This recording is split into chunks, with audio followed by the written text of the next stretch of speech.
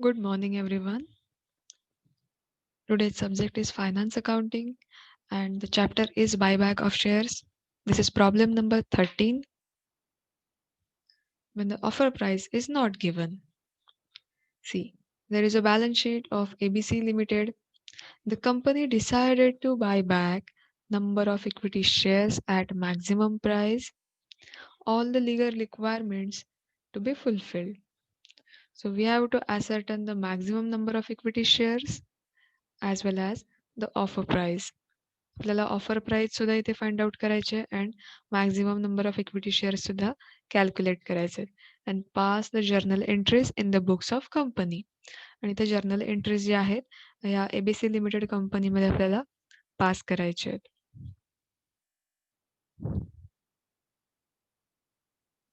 See, this is the conditions of buyback.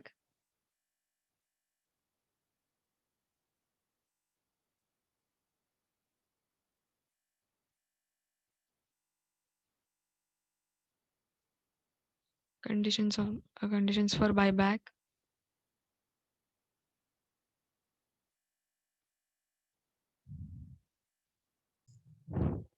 See आपण एक एक ज्या अमाऊंट्स आहेत त्या इथे फिलअप करत घेऊया. इथे 6 स्टेप्स दिलेले आहेत. त्या फॉलो करून आपल्याला इथे ऑफर प्राइस जी आहे ती आपण फाइंड आउट करणार आहोत अँड देन मॅक्सिमम जे शेअर्स आहेत ते आपल्याला इथे मिळणार आहेत. सो फर्स्ट सोर्सेस, जेवढे सोर्सेस आहेत ते सगळे आपल्याला रेकॉर्ड करायचे आहेत इथे.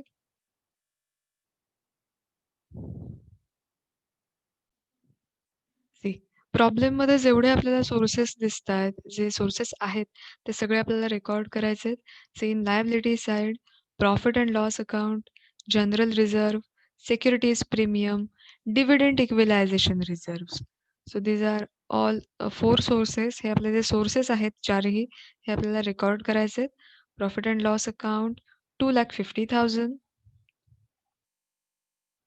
Profit and loss account 2,50,000.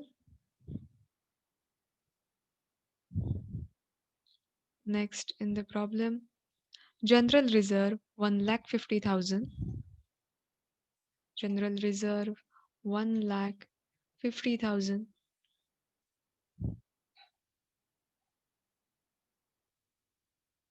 Then securities premium 1,10,000.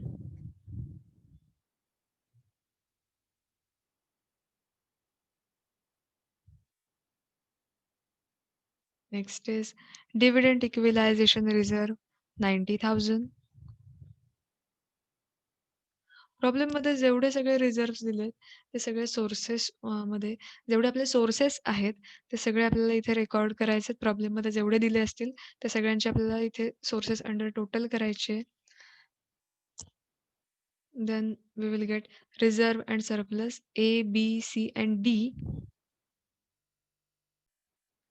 सगळ्यांचे टोटल करायचे reserve and surplus A B C plus D.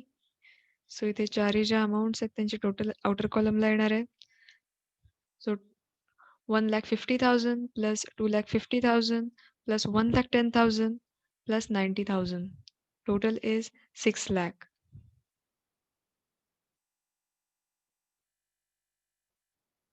So first step is finished. पहिली step जी आहे ती आपली complete झाली आहे. Next is 25% of own fund. 25% of own fund.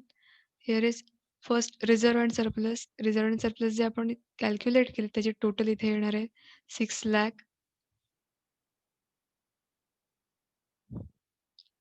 Next equity capital. जे equity capital दिलंय प्रॉब्लेम मध्ये equity shares of rupees 10 each 7 lakh. So here is a equity capital 7 lakh. Record करायचे 7 lakh.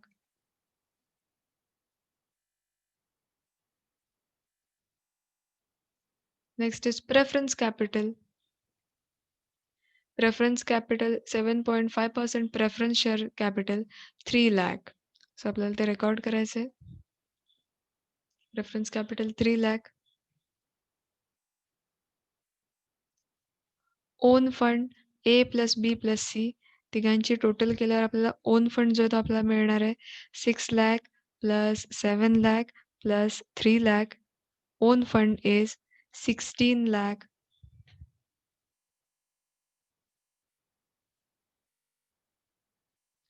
Next is 25% of own fund. जो on fund मिळालेला आहे 16 लाख, त्याच्यावर 25% आपल्याला calculate करायचे आहेत. 25% of on fund. So 25% on 16 lakh, that is 4 lakh.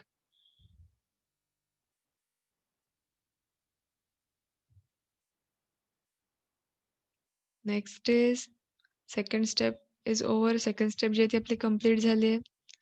Third is minimum own fund. Own fund. So minimum own fund आपल्याला find out करायचं आहे. So here is own fund. जेवढा own fund आहे 16 lakh. जो on fund दिलेला आहे total on fund त्याची amount आपल्याला घ्यायची आहे 16 lakh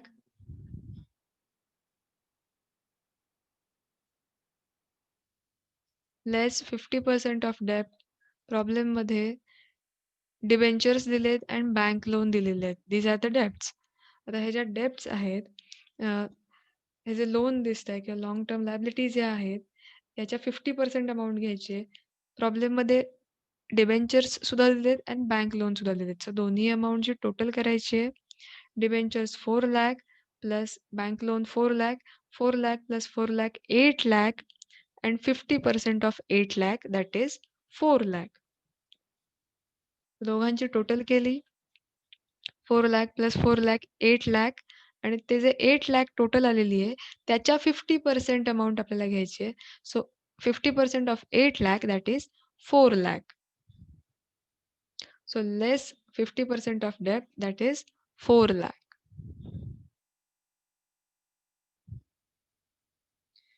So 16 lakh minus 4 lakh.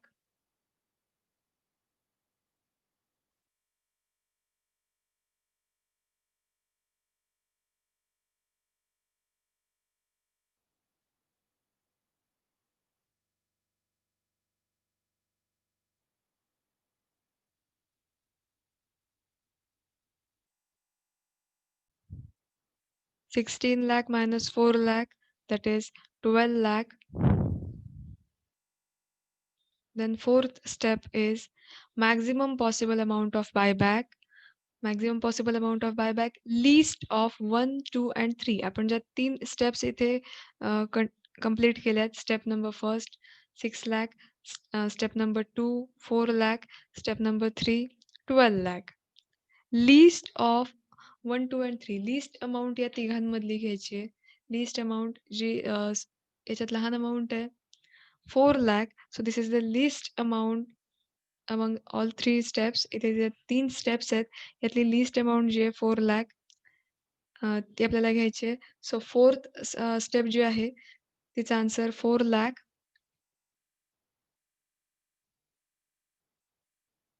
Fourth स्टेपमध्ये काय म्हटलंय लिस्ट ऑफ 1, 2 and 3. ज्या 3 स्टेप्स ज्या आहेत फर्स्ट आपण कंप्लीट केल्यात त्या 3 स्टेप्स मधली जी लिस्ट अमाउंट असेल, जी लहान अमाउंट असेल ती आपल्याला घ्यायची आहे, that is 4 lakh. So maximum possible amount of buyback is 4 lakh.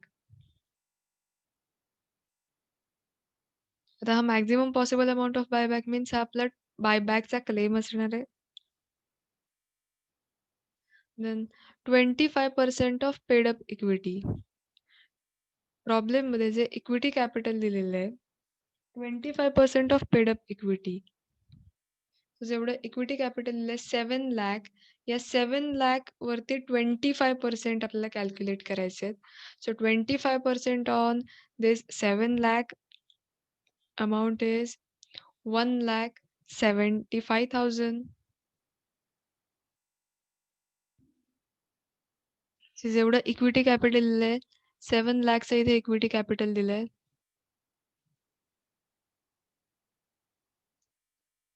7 lakh into 25%.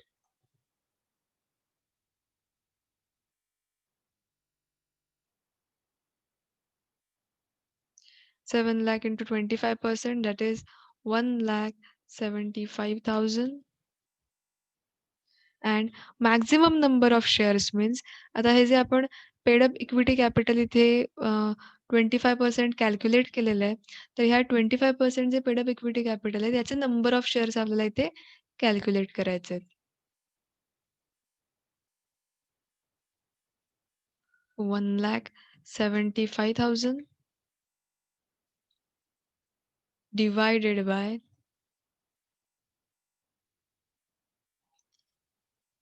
each share is ₹10. So त्याची फेस व्हॅल्यू आहे ₹10.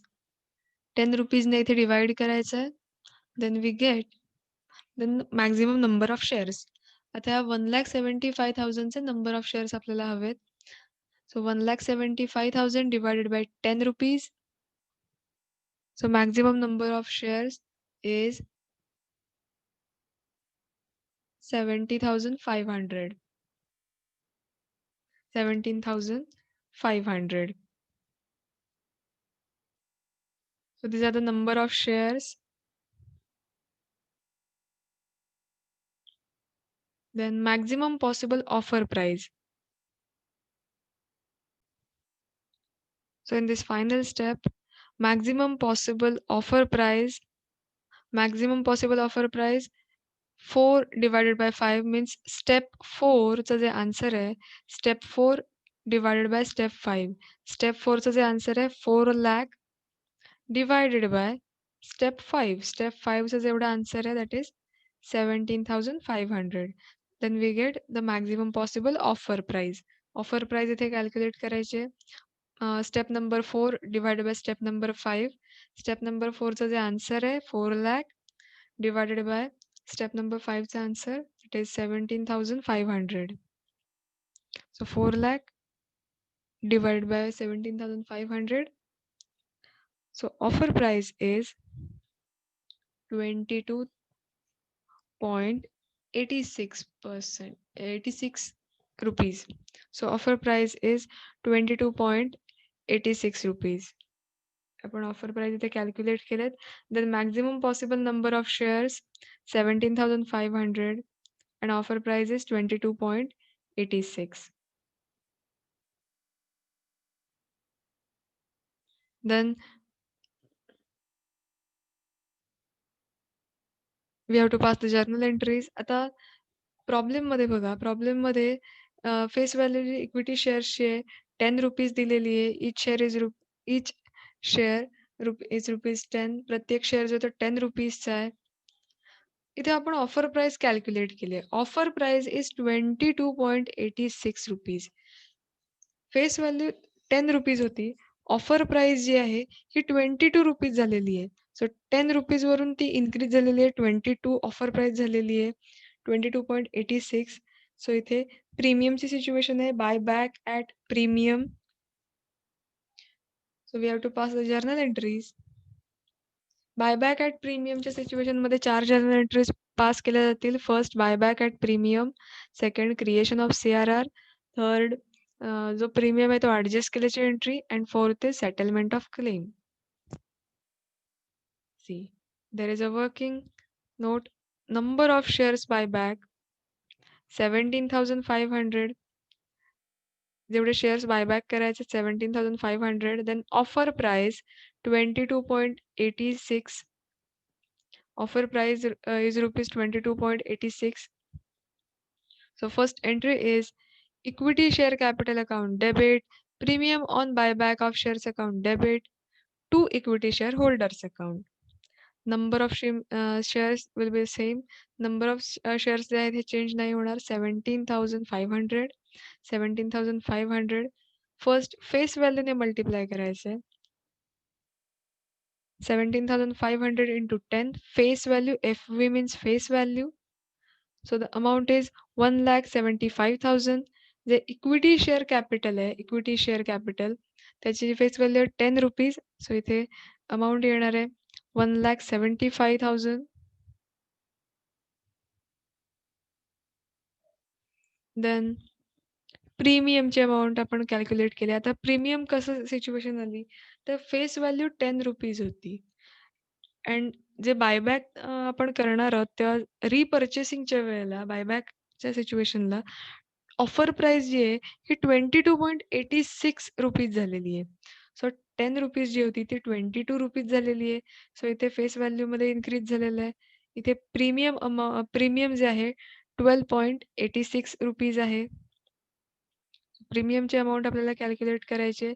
17,500 इंटू प्रीमियम जेवढी प्राईस इन्क्रीज झालेली आहे ₹10 होती, 22.86 झाली आहे. सो इन्क्रीज कितीने झालंय? ₹12.86 ने इन्क्रीज झालेली आहे. So this is the premium. So 17,500 into 12.86, that is 2,25,050 rupees. So premium on buyback of shares, that is 2,25,050 rupees. To equity share holder account या दोघांची जी टोटल आहे, टोटल आपला जो क्लेम आहे, total claim that is 4,50,000 rupees. आता total claim आपण कसा calculate करणार आहोत? Number of shares into offer price. Then we get the total buyback claim 4,50,000 rupees.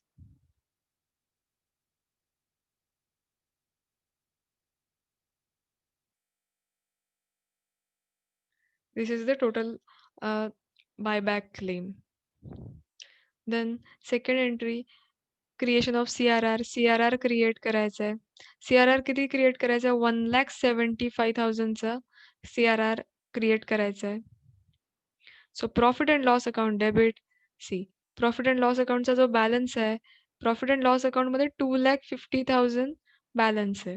So CRR create करण्यासाठी त्यातले 1,75,000 जी अमाउंट आहे, ही आपण यूज करणार आहोत. सो 1,75,000 चा इथे CRR क्रिएट करायचा आहे. Profit and loss account debit 1,75,000 to capital redemption reserve 1,75,000.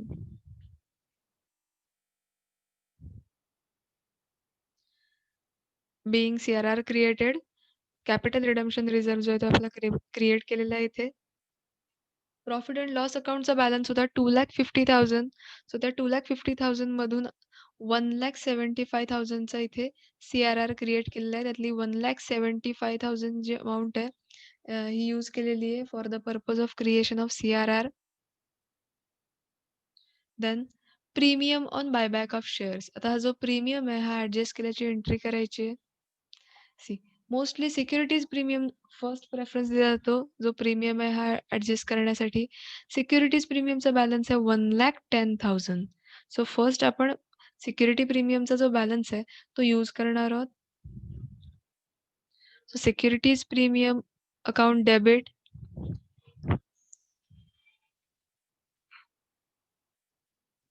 1,10,000. See premium आपल्याला 2,25,050 रुपीजचा करायचा आहे.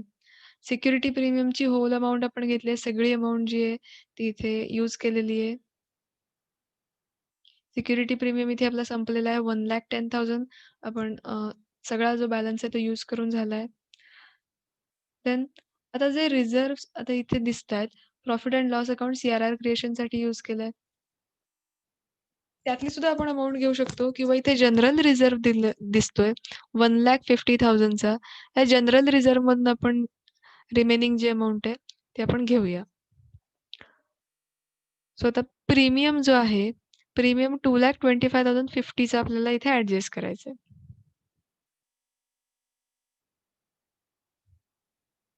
मग आता 2,25,050 रुपीज कंप्लीट होण्यासाठी फर्स्ट सिक्युरिटी प्रीमियमची अमाउंट बॅलन्स जो आहे तो आपण घेतलाय 1,10,000.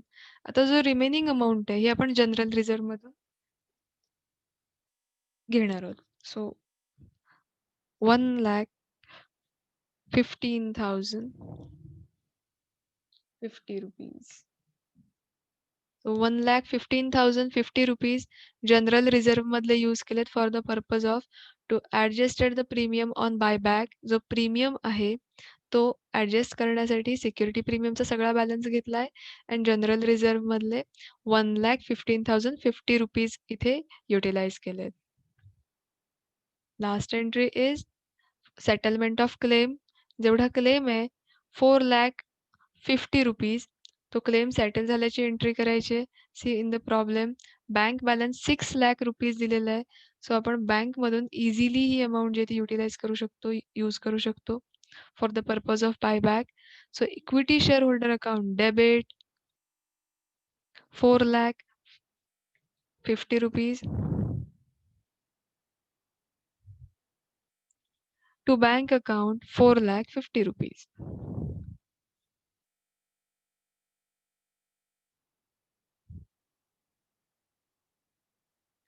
सो इथे आपल्या जर्नल एंट्रीज ज्या आहेत या पास करून झालेल्या आहेत. फर्स्ट बायबॅक ॲट प्रीमियमची आपण एंट्री केली आहे. सेकंड CRR क्रिएट केल्याची एंट्री केली आहे. थर्ड जो प्रीमियम होता तो आपण ॲडजस्ट केलेला आहे. Then last entry claim settle केल्याची एंट्री केली आहे. सो इथे आपल्या ज्या जर्नल एंट्रीज आहेत या पास करून झालेल्या आहेत. आपण maximum number of equity share सुद्धा फाइंड आउट केलेत अँड ऑफर प्राईस सुद्धा इथे आपण कॉम्प्यूट केलेली आहे. सो इथे हा जो प्रॉब्लेम आहे हा आपला संपलेला आहे.